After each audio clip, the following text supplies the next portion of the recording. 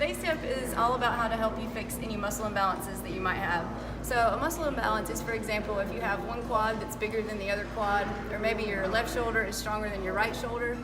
Those are muscle imbalances, and they're very common in most of us because most of us have a side that we use more often throughout the day, so it's our dominant side. It's important to fix this because muscle imbalances can cause chronic pain and can also lead to injury.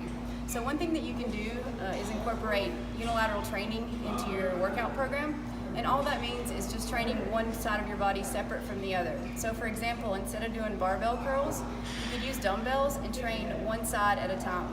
You would want to start with your weaker side, and however many reps you can get on the weaker side, you match that on the strong side. You can also add in a couple of extra sets, so add in more volume on your weaker side to hopefully help that muscle grow and get stronger.